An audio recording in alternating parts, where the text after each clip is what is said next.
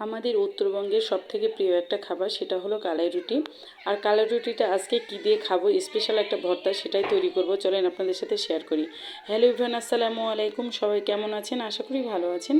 আলহামদুলিল্লাহ, আমিও ভালো আছি। দেখেন, আমি একটা স্পেশাল ভর্তা বানাবো, সেগুলো সব কিছুই সাজিয়ে নিয়েছি খুব সুন্দর করে। এখানে ধনিয়া পাতা, কাঁচামরিচ, পেঁয়াজ, টমেটো, বেগুন ভাজা, আলুর ভাজা, আমি ওগুলো ভেজে নিয়ে তারপরে ভর্তাটা করব।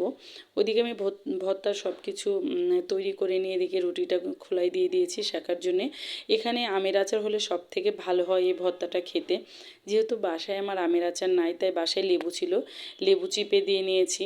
এখানে একটু বেশি করে সরিষার তেল দিয়ে নেব। আমি বেগুনটাকে সুন্দর করে একটু হালকা লবণ দিয়ে ভেজে নিয়েছি। এই তো দেখেন আমার ভর্তাটা মাশাআল্লাহ খুব সুন্দর হয়েছে।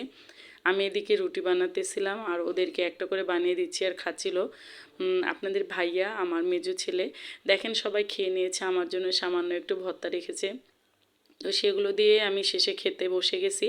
আমার এই ভর্তাটা কেমন লাগলো অবশ্যই সবাই কমেন্ট করে জানাবেন। আর আমাকে বাসাতে কালাই রুটি তৈরি করে খেতে খুবই ভালো লাগে। আপনাদের কার কার পছন্দ এই খাবারটা অবশ্যই কমেন্ট করে জানাবেন। তো সবাই ভালো থাকবেন, সুস্থ থাকবেন। আল্লাহ হাফেজ।